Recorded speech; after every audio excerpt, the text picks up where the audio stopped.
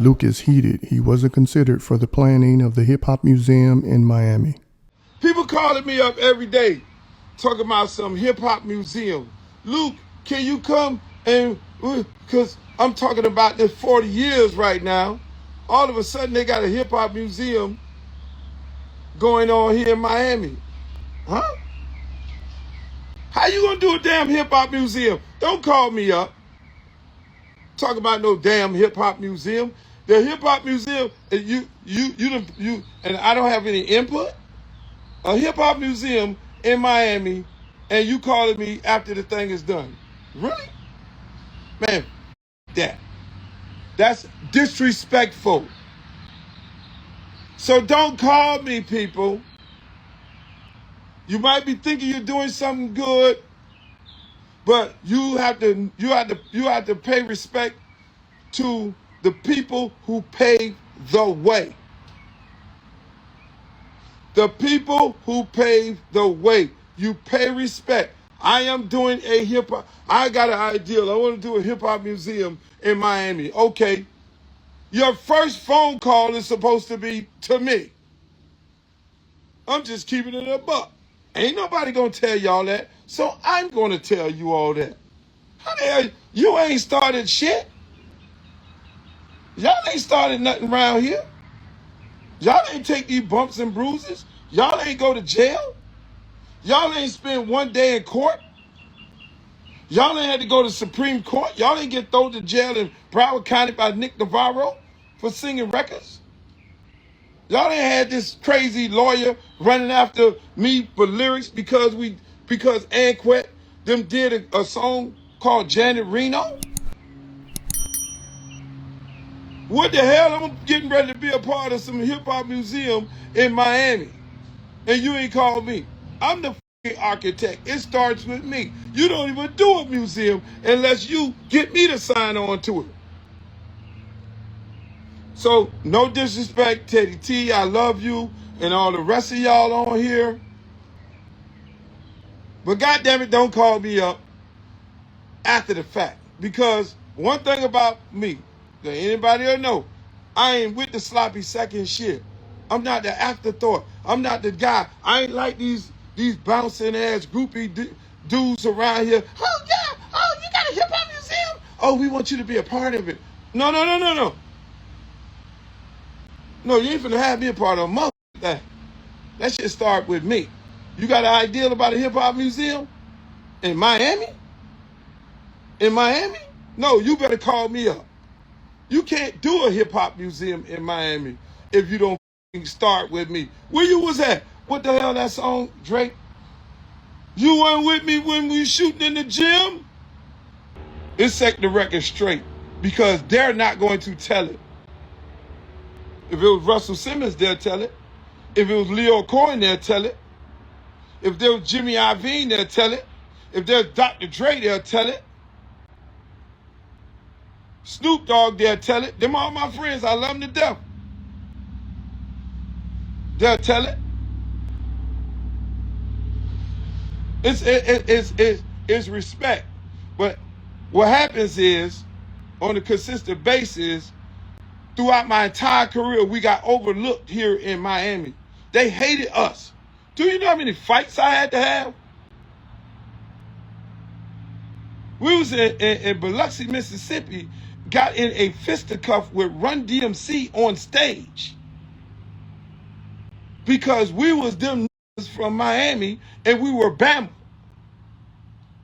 Getting ready to get into a fisticuff with who? With Redman.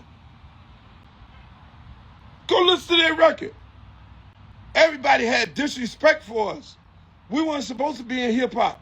Do you know we were in Louisiana? Salt and Pepper, Kid and Play, all them. Do you remember when they got on TV and said that's not hip hop?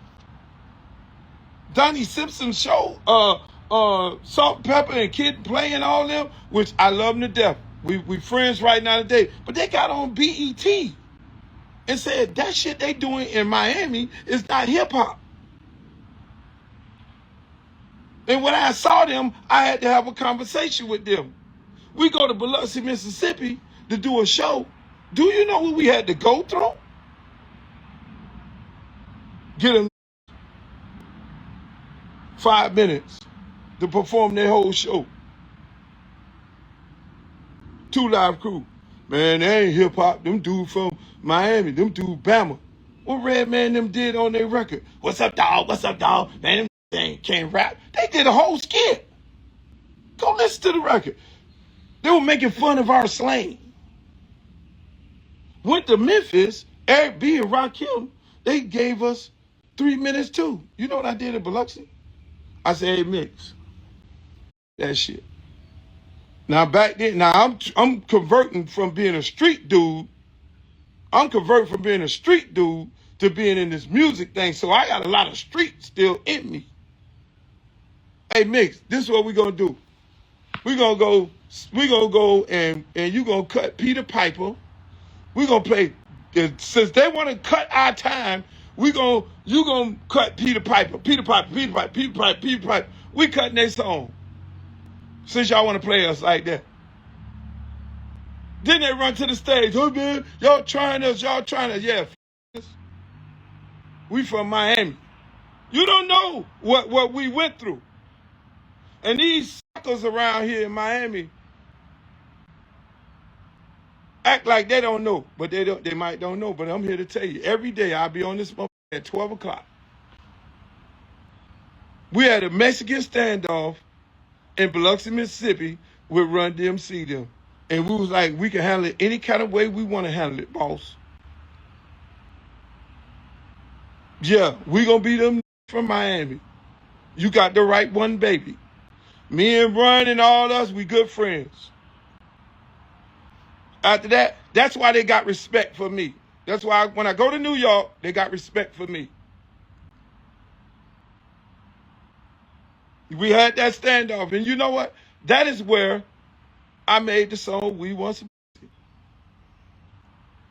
Because after we cut their song, I then got up there and say, and the people of Biloxi were screaming, 2 Live Crew, because they saw it on the stage. And you know, I said, I'm gonna make a song up right here in this stadium right here tonight. And I say, somebody say, hey, we want these says. That was the song. The song was, hey, we want these. And then I converted it to, hey, we want some. I'm trying to tell you, we all became good friends because they respect me because of me fighting a fight. We were outcasts. We went to Louisiana. They told the promoter, the Fat Boys, God bless their soul, the Fat Boys, Kid and Play, Salt and Pepper, let them go last. We don't want to go behind them because we don't consider that as hip-hop. And you know, at a hip-hop concert, everybody stand on the side of the stage and watch everybody else performance. Do you know what they did? They all left. They all left. It was like a boycott of what we did. The whole tour, they would leave. We would close the show out. Back then, I didn't know no better because I would ask for closeout money, but we still turned the thing out. They thought the people were going to leave. Be sure to like, comment, and subscribe. We closed the show out the whole time. You gonna tell me this 40 years of this, blood, sweat, and tears that we put into this here, beyond going to the Supreme Court, beyond fighting 3 cases for hip hop, right here in Miami, federal judge saying you can't put no explicit lyrics on the record. That case was done. That was precedent that was set.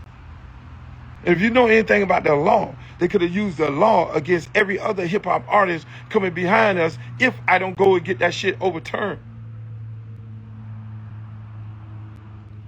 You think it's a game? It's no fucking game. It's some history. That's why Vibe Magazine, BET, none of them people want to give me my props. Want to give us our props. Yes. And that's why the U was what it was. Because the same hate that they had for me being this, ain't no such thing as hip hop in the South. The same hate they had for me, they had for University of Miami. So I took the same attitude and told them, hey man, people don't respect us. They don't like us.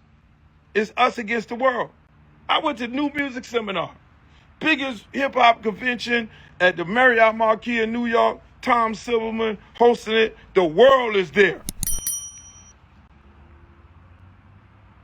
These dudes was on the panel. I'm sitting in the audience, probably 2,000 people at the hip hop panel. One dude got up and said, they were like, somebody said, do you think this 2 Live Crew and Southern hip hop will be a thing?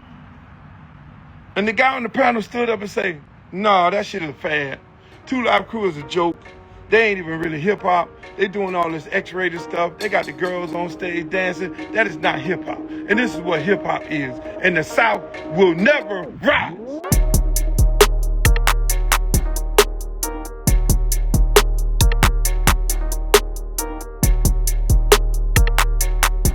Thanks for tuning in to 9 Mag TV.